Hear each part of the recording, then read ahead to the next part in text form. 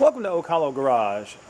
Part 1, Day 1. I don't think I'm going to keep numbering these. But first job on the Mustang, I'm going to try and seal the tank. It leaks. It's got a tiny little pinhole leak in it. And I bought some J-B Weld SteelStik. Got the little card here. J-B Weld SteelStik, steel reinforced epoxy putty. Works on multiple surfaces, and it says it's great for fuel tanks. So this is the stuff here, and what you do is it's a two-part epoxy, and you just kind of cut off however much you think you need. You knead it together, and you stick it on the metal, and it's supposed to seal it up. So that's what we're going to do. Let me take you down as I walk you guys everywhere. Let me take you down underneath. Trying to not do my old man sounds. I don't know if you can see real well. You can see there's some wet area. But this, it's dented. So I don't know what they hit or what happened. But it's dented in. And this, there's a little pinhole leak right there. The rest of this, I'm hoping, is just the gas seeping around. Because if the leak is bigger, then I'm going to need to replace the entire tank. And that will suck. So, to prepare the tank, I have to sand down the surface. I'm going to knead up the Bond J-B Weld stuff and stick it on the tank. So I think I'll go ahead and sand it down, and maybe I'll pick up from there. Alright, so I've got it sanded down all the way around. There's a little leak here, here, and somewhere over here. So I'm going to put the J-B Weld in a big circle around this area. And the reason I got that SteelStik is because it's supposed to work well. Is this even focused? There we go. It's supposed to work well even if there's moisture, like fuel. So we'll see. Alright, I'm going to go mix it up. Hang on. Alright, so this is what it looks like. See, there's a light and a dark. I'm going to cut off a chunk, maybe about this much. I don't know, I think that'll be enough to cover the area, and then I'll get it mixed together.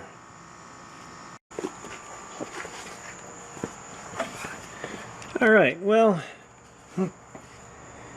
it is on. I'm not feeling super confident, but it is on.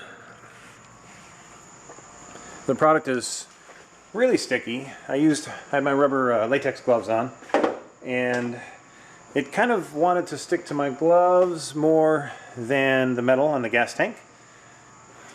But I got it to stick to the gas tank. I think it should be okay. I don't know. Time will tell. It sets up fairly quickly, so you don't have too much working time. Definitely sand whatever surface down first before you cut it and start mixing it. I feel like I had maybe 5 minutes at best of working time before it started to stiffen up. I just got done like a couple minutes ago, and these are some of the shards from the first batch, and they're already pretty hard.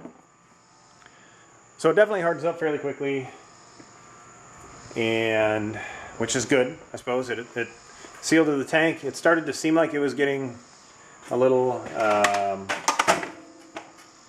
bit too wet from the little bit of fuel that was leaking out. So hopefully that didn't make a mess of things.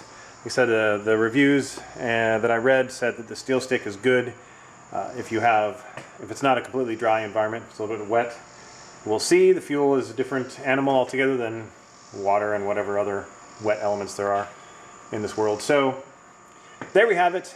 How to patch your leaky gas tank with pinhole leaks using the SteelStik. I will probably do a follow-up. It'll be a couple days in my time, but it should be pretty instant for you guys. And we'll see what it looks like, if it's kind of gelled or if it's still solid. And we'll add some fuel to the tank let it sit for a couple days and see if I have a puddle on the floor or if the tank is holding. I did read some reviews online before I bought this stuff where people said, oh, in about a month it started to gel and started leaking again.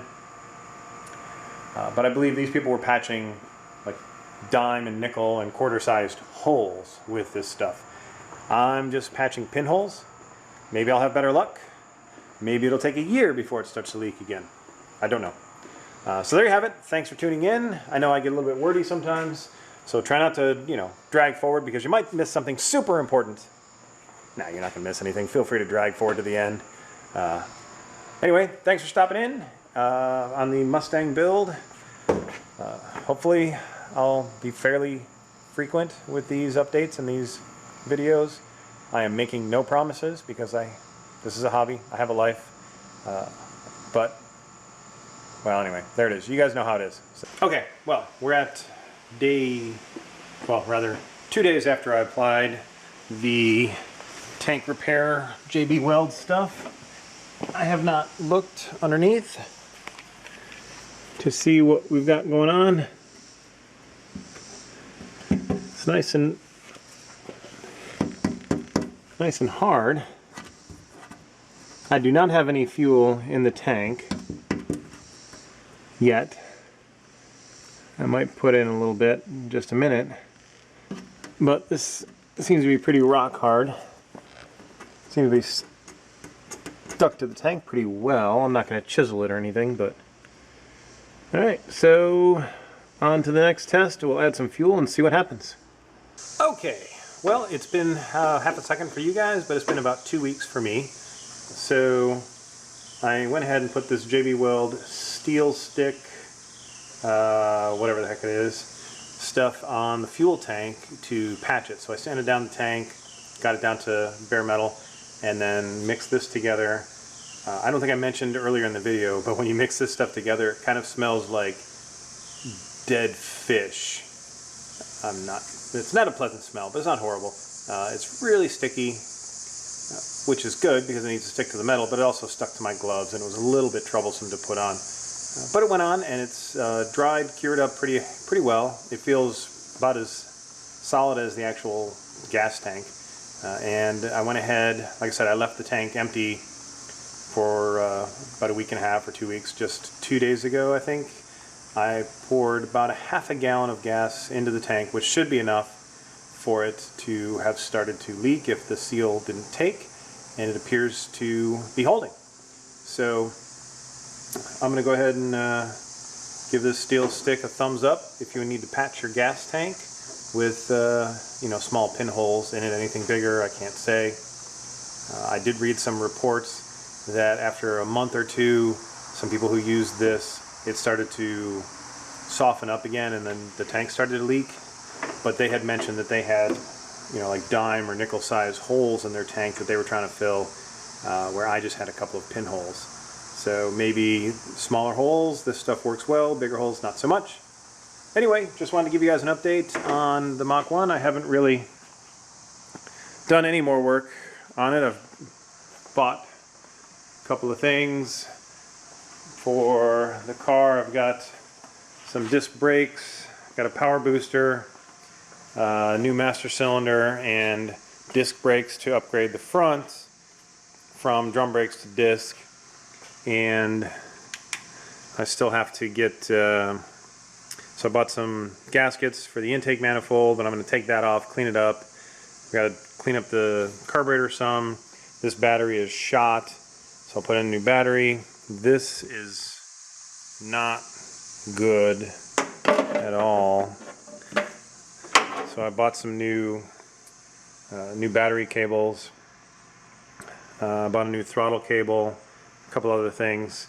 So hopefully we can I'll get the brakes going. I think I'm going to need to probably need to replace all the brake lines, and I'm probably going to just go ahead and upgrade the rear brakes to disc as well. Let me get back in the light.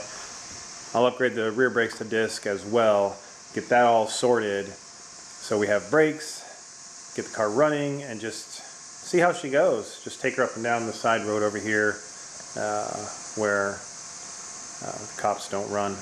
and just kind of give the car a little bit of a shakedown, see what happens, and keep on working on trying to get her a little bit more roadworthy and reliable. And I'll probably wait until, let's see, it's August, end of August here, excuse me, end of August, so hopefully I can get her, you know, to a point where she'll stop and we can go take it up and down the road a few times here in the next month or two. And then winter. And over the winter, I'm not sure what I'm going to do. I might do something with the hood and the fenders. I definitely want to take this out, see how bad the cowl is. I'd like to try and get the windows so they roll up and down. I am going to remove the interior, the front and back seats, and rip up, you know, take out the center console, rip up the carpeting to see how bad the floor pan is, and based on that, I'll decide whether or not we're going to get this car roadworthy and enjoy it, and then work on it slowly, or if it's just tear it apart and dig into it now. If the floor pan is kind of destroyed and that needs to be replaced, then I'll probably just leave the car down and do the whole restoration and then get it on the road. But I really want to drive it. So I'm hoping, I think the floor pan is in decent shape. From underneath it doesn't look bad. So I know there's a couple of holes just on the edges, so we'll see how that goes. So there's no real firm plan, just some general ideas. I think I want to do this, I think I want to do that. But I guess a rolling restoration, kind of like what I did with the Datsun, is more fun, but the progress just takes longer because I don't have a lot of free time myself. And then if I'm driving the car, I'm obviously not going to be working on the car. So that's where we are. I've got just a load of work to do on this car, but I think it'll be fun. And we'll move on. So please stick around. Please stick around for updates. And thanks for tuning in. Welcome to the ongoing saga of the Mustang project. See you guys next time.